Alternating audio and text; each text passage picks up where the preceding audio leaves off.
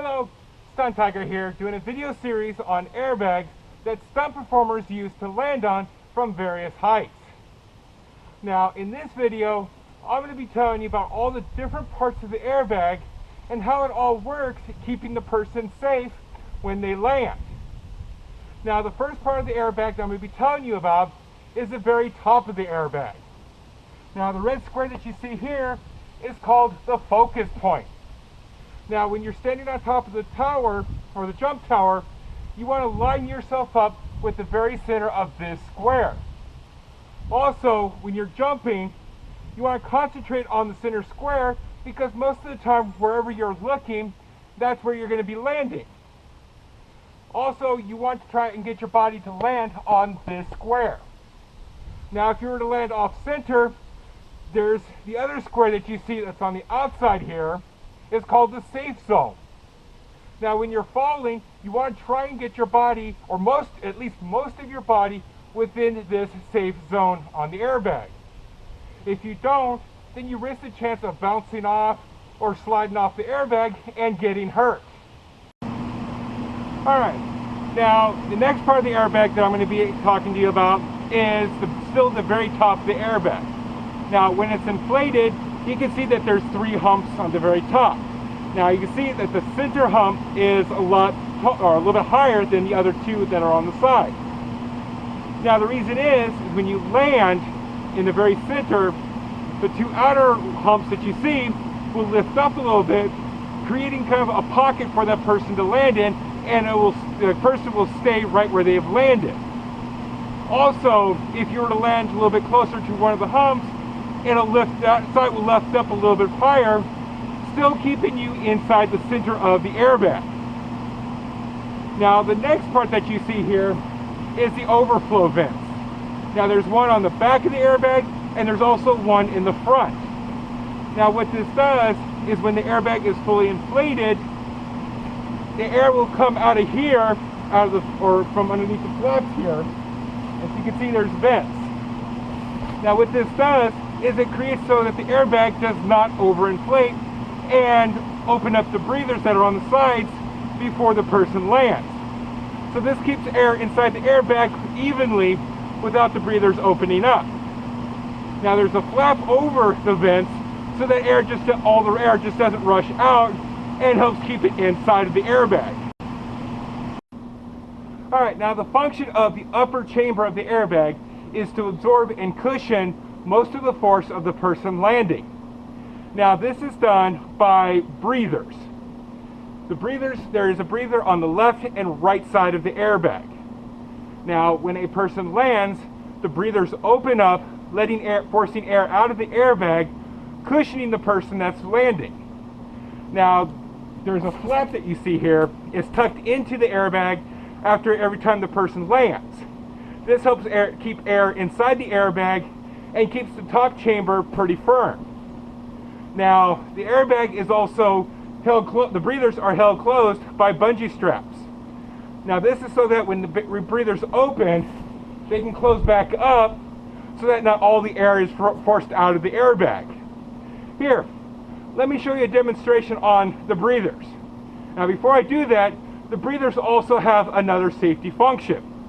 As you can see, the breathers are inflated, and it's a separate chamber from the top of the airbag. Now, when a person rolls off, the breathers here will create a bumper so that the person just doesn't quickly roll off the airbag and get hurt. Now, I've tucked in the breathers, and I'll show you exactly how it works.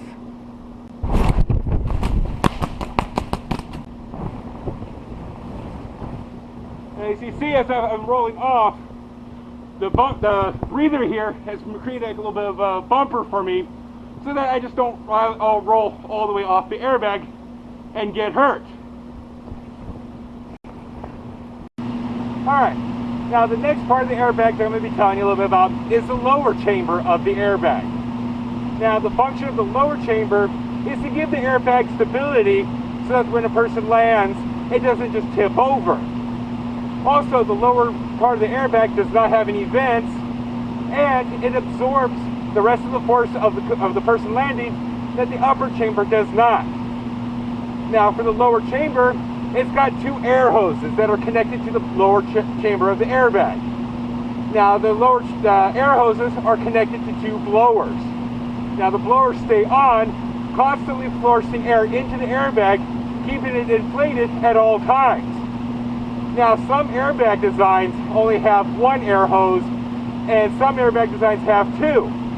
Now some of the airbags that have two air hoses sometimes will have one connected to the bottom chamber of the airbag and have one set to the upper chamber of the airbag. Now the blowers are multiple speeds. Now say if a light person is falling, usually I like to have the blower set at low so that when the person lands, it's a very soft cushion for that light person. Now if it's a heavier person, I like to set it on high so that the upper chamber will absorb most of the force of the person landing. Alright, now the next part of the airbag that I'm going to be showing you is something that most people don't see. I'm going to be showing you the inside of this airbag. Now to get inside the airbag, you have to go through the breathers, just like this.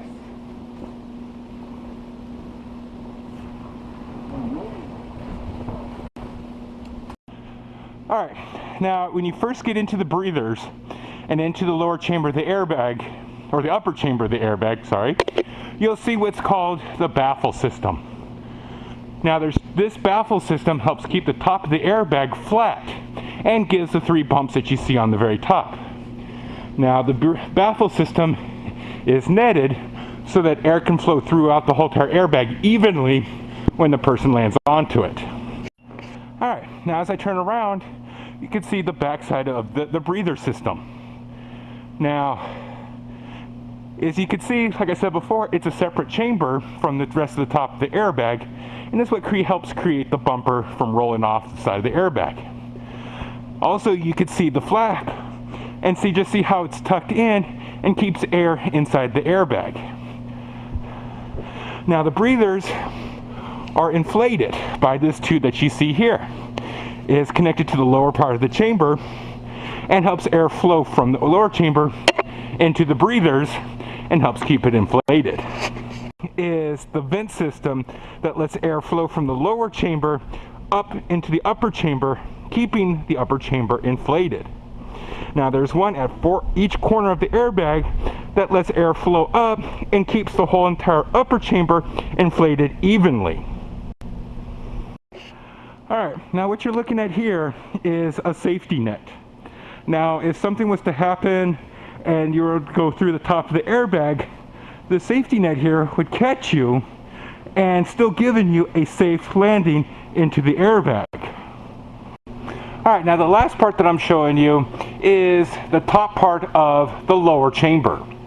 Now it's hard to get inside of it to show you, but pretty much the bottom chamber looks exactly like the upper chamber, except it doesn't have the safety nets, but it has a baffle system just like the top. Now instead of having two baffles in it, the lower chamber has 5. Now these is also netted to let air flow throughout the whole entire lower chamber, and because it has 5 baffles, it gives the airbag the stability when the person lands onto it and it doesn't flip over. That is the parts of the airbag and how it all works when a person lands.